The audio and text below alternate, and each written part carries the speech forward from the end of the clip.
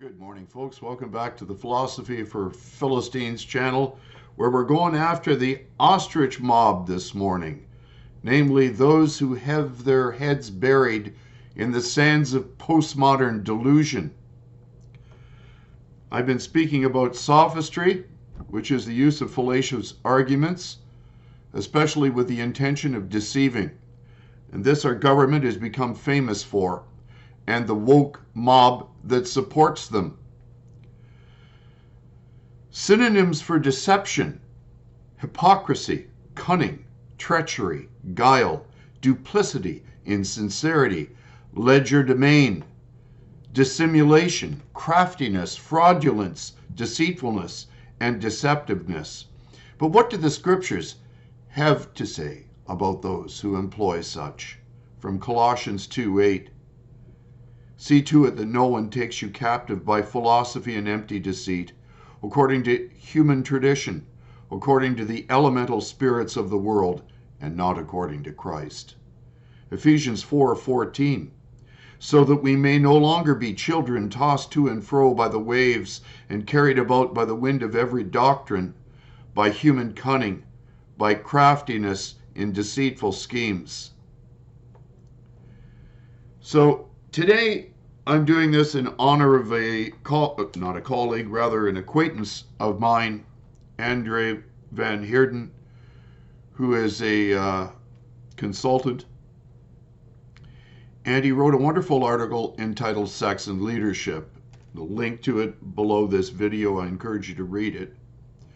So, Sex and Leadership, written by an acquaintance of mine, Andre Van Heerden. I became engaged in a conversation with one of Andre's readers. Andre Van Heerden's article dealt with the different roles that men and women play in the workplace. In this postmodern world where cultural Marxist critical theory not only tries to make all things equal, but all things the same, I left a sarcastic remark attached to the feed below Andre's article on Facebook.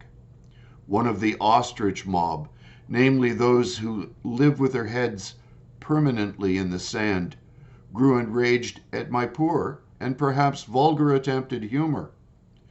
What's fascinating to me, at least, is the inability of the radical left to admit the failures of their own attempts at social engineering.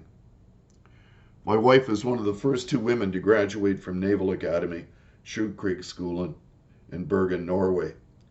She attended Naval Academy at a time when the social engineers in Norway were trying to prove that women are men, that men are women, and that women are manly. My wife quickly learned that she could not be the best man in the Navy, but rather the best woman. Yet in spite of the fact she was an exemplary officer, the role that she filled in the Navy and the Coast Guard was not identical to the roles that men played. Undoubtedly, her contribution was equally valuable, but it was not the same. And inevitably, as young women do when they reach a certain age and their biological clocks are ticking, she and her ex decided to have a child. During her maternity leave, she attended further training at the Naval School of Staff at Akershus Fortress in Oslo, which is roughly the equivalent of completing a master's degree. Since her child had not yet been weaned, it was necessary to have the baby brought to her so she could breastfeed the little fellow. Herein lies an example of the military's utter inability to accommodate the differences in sexes. She was placed in a broom closet and asked to sit in an office chair where she was to breastfeed her infant son. Needless to say, an office chair was not an ideal place to sit while attempting to breastfeed a baby. Repeatedly, the armed forces showed an utter ignorance or perhaps willful blindness of how to accommodate women in the armed forces. And at this time, she was already a senior officer. If such treatment is given to senior officers, one can only imagine how difficult it is for female non-commissioned personnel. And yet the social engineers in Norway still insist all things were equal. And when her maternity leave was completed, she returned to duty and reported to her commanding officer. She was then ordered to go north to Bodo, which is within the Arctic Circle. With some shock and surprise, my wife asked her commanding officer, "You wish me to go north of the Arctic Circle with an infant?" At which juncture he told her that she had to prove it herself, in spite of the fact she had served in both the Navy and the Coast Guard for 7 years and had done exemplary service. At this point, she resigned her commission, knowing that all reason in the world wasn't going to change an experiment in social engineering that was doomed to fail from the start. In cultural Marxist critical theory, science is made subservient to furthering the cultural revolution.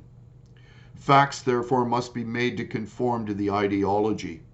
Any facts which dismiss or negate the ideology must be attacked with ad hominem illogical fallacies, because speech itself, indeed the very words we use, must be made into tools to further the revolution. Andre van Heerden had made a very valid point in his article, one with which I heartily agreed. And yet the fellow mentioned previously became enraged at the fact I had used sarcasm to enforce Andre's point. And there's another amazing aspect of management consultants. Managers manage businesses that produce things, either via production, servicing, or selling. Almost invariably, whenever I read an article on management consulting, it appears to me that the consultant has utterly forgotten that managers manage workers, and that workers must have the proper tools and information to do their job correctly the first time. Workplace organization, shop floor management, problem solving, proper maintenance of equipment, production methods, process flow mapping, FEMAs, and control plans do not seem to enter into their equation. Which leaves me wondering what on earth do these consultants think managers manage? I don't know. The outraged fellow in question claims to be a professor at a business college here in Canada.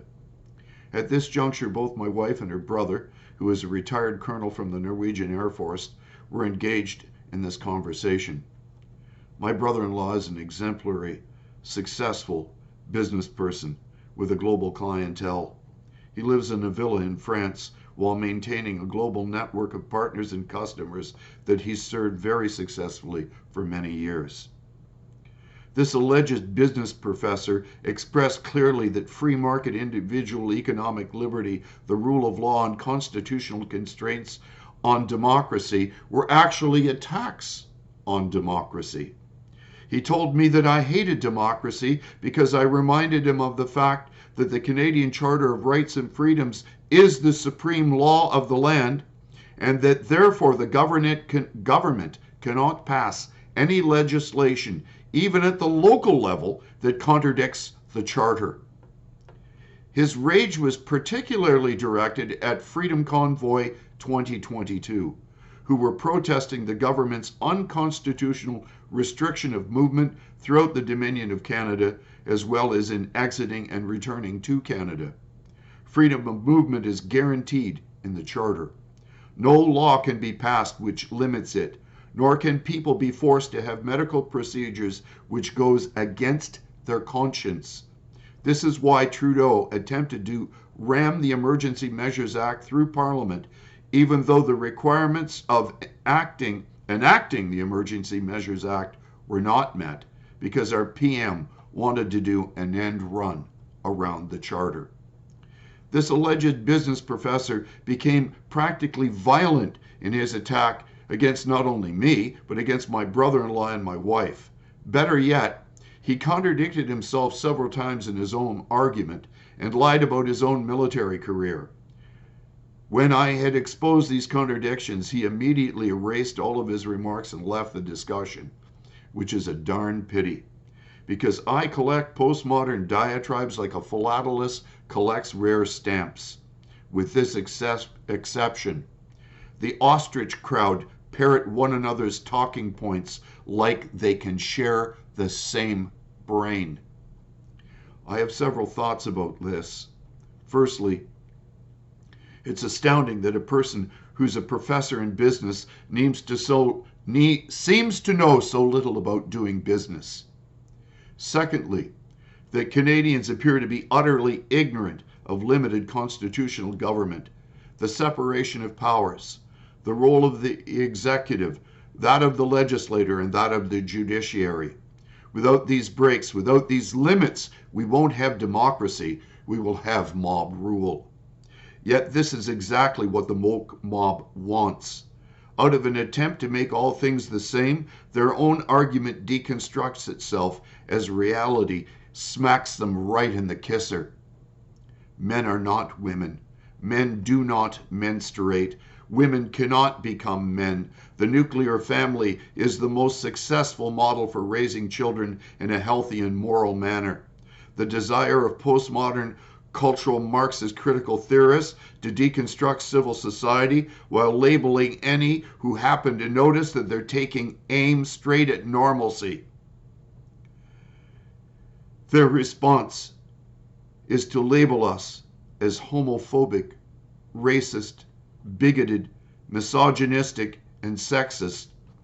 Once again, the raging postmodern mob have divided society into an us versus them mentality, where we will either agree with their failed social engineering or be pilloried and vilified for objecting.